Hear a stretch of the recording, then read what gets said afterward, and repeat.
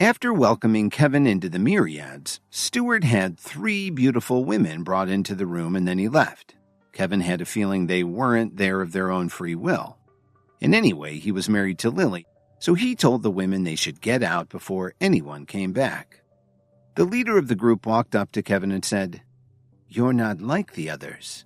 Please tell me your name. In the future, the Sideros Alliance will find a way to repay you for this." "You're from the Sideros Alliance?" Kevin's eyes betrayed his surprise when he heard her say that.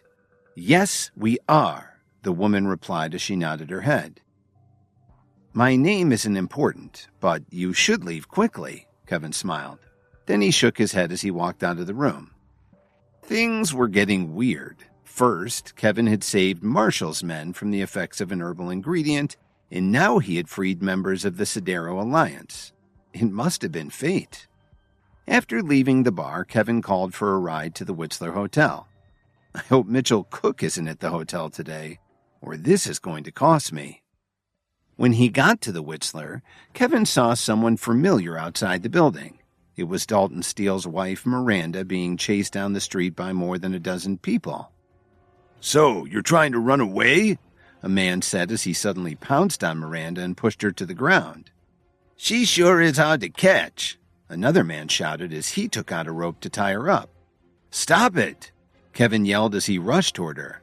Without thinking, he shoved the man aside. "Kevin!" Miranda asked in surprise. She was relieved to see him, but still called out, "Go and find Dalton!" Miranda knew that Kevin was good at fighting, but he was seriously outnumbered, and the guys who were chasing her were no slouches. Their boss was Dominic Archer. However, Kevin didn't pay any attention to Miranda's request.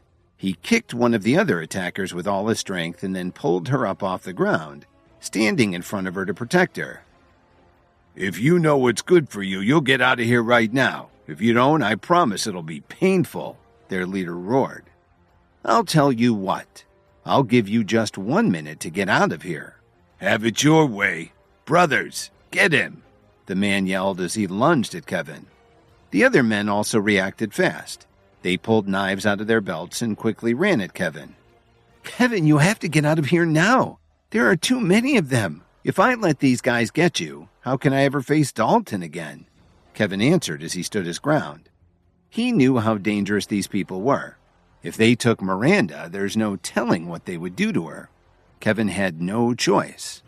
"Just stay behind me," he said to Miranda as he threw a backhand at the man closest to him. Then he stepped back so that he could keep protecting her. The man yelled as he got up from the ground holding his head. Then he said to the others, "Hit him again!" Kevin saw that they had nowhere to run. It looked helpless, but somehow he felt a surge of energy flowing through him, and it wasn't adrenaline. Kevin was stronger than any of these guys, but there were way too many of them coming from every direction. One of them got past Kevin and swung a billy club at Miranda's head. "Watch it!" Kevin shouted as he threw one of the attackers aside and blocked the strike. "Kill him!" the group's leader shouted as he rose from the ground and slashed at Kevin's back with his knife. His clothes instantly turned red from all the blood. By now, they were all surrounding Kevin, armed with crowbars and knives. Kevin was in intense pain from the cut, but he still didn't stop protecting Miranda. "Damn it," the leader growled as he spat at Kevin. "Finish them off." "Kevin, don't worry about me. Save yourself," Miranda said tearfully. Ever since Dalton and Kevin became brothers, Miranda hadn't thought that much of Kevin. Even though he had helped her, it seemed that a lot of times it was just dumb luck. But seeing Kevin risking his life to save her deeply moved Miranda. She wished she could tell her husband that he'd chosen his friend wisely. A few of Stewart's men had gone outside to see if Kevin had arrived yet, and they saw the fight. One of them yelled, "What the hell's going on? They're attacking our enforcer."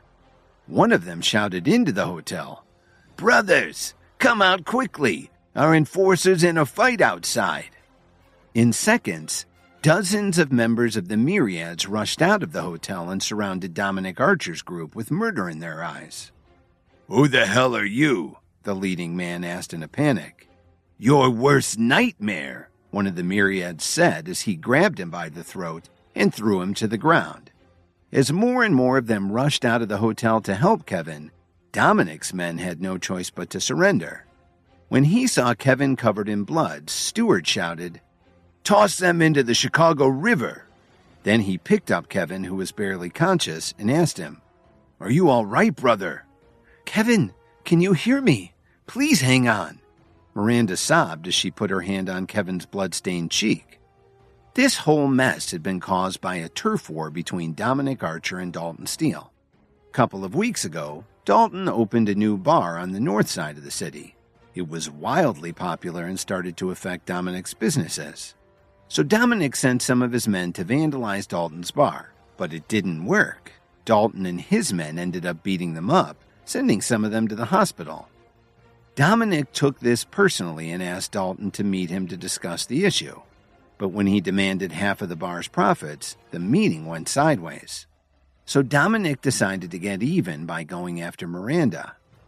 "I'll be fine, but you should get out of here and go find Dalton, and don't go out alone from now on." Kevin didn't know why Dominic had tried to take Miranda, but he figured it would be safer for her to stay near her husband. "What will you do if I leave?" Seeing how much Kevin had risked for her, she was deeply indebted to him. "You don't have to worry about me," Kevin said as he struggled to point to the people around him. "These guys will take care of me." Miranda had a lot of common sense. She knew they had to act quickly, so she patted Kevin on the shoulder and left to find Dalton. "Hang on, Kevin. We'll get you to the hospital," Stewart reassured him as he ordered his aides to get a car and rush him to the nearest emergency room. The hospital staff couldn't believe how many people came in to drop Kevin off. As soon as they were sure that he would get good treatment, most of Stewart's group left. "Kevin, you hang in there. I've got something to take care of, so I gotta get going." Then he hesitated for a moment before continuing. "I have to leave town tomorrow. You'll be leading the development of the Chicago branch while I'm gone. You're on your way up." "I understand, Brett, but it looks like I won't be able to see you off tomorrow." Then Stewart stood up and turned to the aides who were in the room. There must have been 6 of them. He said seriously, "It's up to you to protect our enforcer. I'm counting on you." "Yes, sir." "Rest up, my friend." Kevin looked at the men who were standing guard over him. "What are your names?" Kevin asked the 2 who were standing by the window. "I'm Spencer, but you can call me Spence," the first one answered. "And I'm Derek. From now on, the 2 of you will be my deputies in the Chicago branch. When I'm not around, you'll be in charge." "Thank you. We won't let you down." "We're just getting things off the ground, and I'll be here for a while, so I'm counting on you to take care of things." The 2 of them understood what he was asking and got very excited. "Anything you say, sir," Derek promised. "Go ahead. There's lots to do, and take the other guys with you," Kevin said as he gestured for them to leave the room. Once he was alone, Kevin called Miss Wilson and asked her to come to the hospital if she had the time. "It looks like things are going to get pretty hairy in Chicago," Kevin thought to himself. "I have to make sure everything's in place so that the company can survive." A while later, Miss Wilson quickly walked into the room and saw all the bandages on Kevin's body. Her eyes grew wide as she asked him, "Sir, what happened?" "I'll be fine. Just tell me what you found out." He didn't want her or anyone else to know that he was involved with the Myriads now. "There's clear evidence that Victoria and Jason Jones conspired to steal Lily's shares and have her banished from the family. In order to pay her bills, she got a job as a broadcaster with our company." "Is the import-export company also in the hands of the Jones family?" Kevin asked as he remembered what Tyler had told him. "Yes, sir, they took that too. But Mr. Dawn personally took over the company and ran it into the ground, causing the Jones family to lose close to $400 million. Miss Wilson replied with a faint smile. Even though she didn't know what the relationship was between Kevin and Lily, as an outside observer, she felt that the Jones family had gone too far this time. "Please log in and arrange to have $100,000 transferred each day to Lily's payroll account. Make sure it's from my personal account, not the company's." He still wanted to make sure that Lily was taken care of, even though they were separated right now. "One more thing. Did you ever find out why those advertising companies pulled their contracts?" "Sorry, sir, we still haven't made any progress on that. By the way, are my parents doing any better?" Alan and Susan should have been discharged from the hospital by now. He didn't want them to go back to their home in the country because he was too worried about what the Williams family might try to do to them. After I heard from Dr. Willow, I bought an apartment in the Salix Leaf Complex, in your name, of course, Miss Wilson recounted to Kevin. Kevin nodded his head to show that he approved. Thanks. I'll be asking you for your help with some company matters.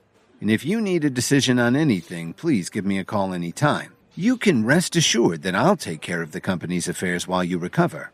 If there's nothing else, I'll head back to the office, Miss Wilson replied as she walked to the door. While he was lying in the hospital bed, Kevin started to think about how he could make some money from selling New Age herbal medicine, especially after seeing that bidding frenzy at the auction. His phone vibrated, snapping him out of his daydream.